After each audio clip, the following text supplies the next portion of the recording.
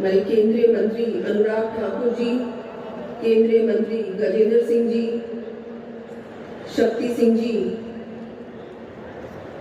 जो हमारे कांग्रेस के मध्य प्रदेश के अध्यक्ष हैं, देश के कोने कोने से आए स्वयं सेवक, सभी महानुभावों,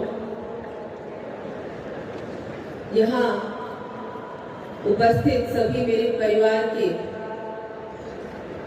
भाइयों, मातृशक्ति और सभी यहाँ उपस्थित यहाँ पधारे हुए आप सभी को मैं नमस्कार करती हूँ। और आज इस अवसर पर पूज्य श्री तन सिंह जी की जन्म शताब्दी पर उनको नमन करती हूँ। सादा जीवन और उच्च विचार के धनी पूज्य श्री तन सिंह जी समाज सुधारक, साहित्यकार और कुशल राजनीतिक थे। उन्होंने समाज में जितनी भी कुरीतियां थी उनको दूर करने के लिए हर संभव प्रयास किया और उन्होंने जिस तरह से हमारे सामने उनके जीवन को हमने देखा, मुझे वो सौभाग्य प्राप्त नहीं हुआ, उनसे कभी व्यक्तिगत मिलने का अवसर नहीं मिला, लेकिन जो कुछ भी मैंने उनके बारे में सुना है, पढ़ा है, उनसे बहुत कुछ सीखने को मिला। एक उनका जीवन हम सभी के लिए एक आदर्श जीवन है।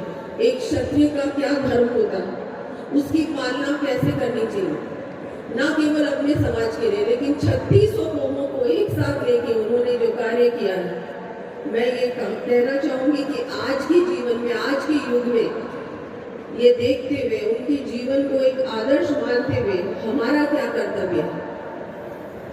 आज यहाँ सभी हम कोने कोने से पधारे हुए हैं और बहुत बड़ी संख्या में मातृशक्ति भी यहाँ पधारी है। मैं भी आप ही के समाज से हूँ और मैं आपको ये कहना चाहूंगी कि हमारी जो मातृशक्ति है, हमारी माताएं बहनें हैं, उनके लिए हम क्या कर सकते हैं, उनकी शिक्षा के लिए, उनको आत्मनिर्भर बनाने के लिए, उनको सशक्त बनाने के लिए, उसके लिए समाज का क्या कर्तव्य है।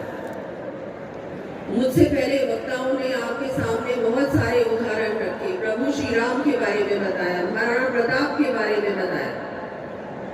हमारे समाज में बहुत सारे वीर वीरांगनाएं हुई हैं, उनसे भी हमको बहुत कुछ सीखने को मिलता है, लेकिन क्या हम उस धर्म को आज भी निभा रहे हैं, ये सोचने की आवश्यकता है। मैं धन्यवाद देना चाहूंगी आज इस मंच के माध्यम से हमारे माननीय प्रधानमंत्री जी को, जिन्होंने आज आप ही की बेटी को ये अवसर दिया। आज राजस्थान की मुख्यमंत्री बनाया मुझे, ये आप ही की बेटी है, आप ही की बहन। और आज हमारा सभी का कर्तव्य है कि जैसा कि वो एक विकसित राष्ट्र बनाना चाहते हैं, हम सब चाहते हैं हमारे भारत को फिर से विश्व गुरु बनाना, उसमें हमारी भी भागीदारी आवश्यक है। एक राष्ट्र निर्माण के लिए, हमारे राष्ट्र को मजबूत बनाने के लिए, एक विकसित राष्ट्र बनाने के लिए। बहुत ज्यादा तो मैं नहीं कहूंगी क्योंकि मेरे पास भी बहुत सारे वक्ता हैं, लेकिन हमारे पूज्य श्री तन सिंह जी के जीवन से हमने जो कुछ भी सीखा है, देखा है, उसको हमारे जीवन में अपनाने का हमको सबको प्रयास करना चाहिए। और हमारे परिवार में जितनी भी माताएं बहनें हैं, हमारी बेटियां हैं, उनको पूर्ण रूप से शिक्षित करने के लिए अपने पैरों पे वो खड़ी हो सके, किसी के सामने उनको हाथ ना फैलाना पड़े। क्योंकि कई बार ऐसे हम सब उदाहरण देखते हैं कि हमारी माताएं बहनें कई बार मन में संकोच रखती है कि अगर मैं आगे पढ़ूंगी नहीं, अगर मुझे पढ़ना है, लिखना है, आगे बढ़ना है, लेकिन कई बार परिवार संकोच करता है कि नहीं, मेरी बेटी को ज्यादा पढ़ा दिया, ज्यादा पढ़ा दिया तो पता नहीं क्या हो जाए। हमको ये सब नहीं सोचना है। अभी आज के युग में, आज का जो जमाना है, उसमें हमारी जो बेटियां हैं वो इतनी ज्यादा आगे बढ़ रही हैं। ऐसा कुछ भी नहीं है जो बेटियां नहीं कर सकती, लेकिन उनको अवसर देने का काम हमारा काम है, हमारी जिम्मेदारी। तो मैं अपनी यही बात आप लोगों के सामने रखकर और आप सभी का धन्यवाद देती हूँ कि आपने मुझे यहाँ बोलने का भी अवसर दिया और पूरे देश के कोने कोने से आज यहाँ पधारे हैं। समाज को एक साथ रहना है, एक दूसरे का साथ देना है, ये बहुत महत्वपूर्ण।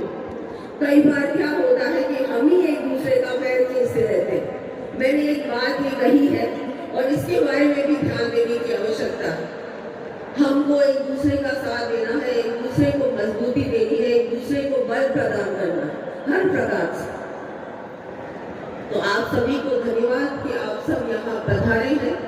सभी को मैं प्रणाम करती हूँ और बहुत बहुत धन्यवाद देती हूँ।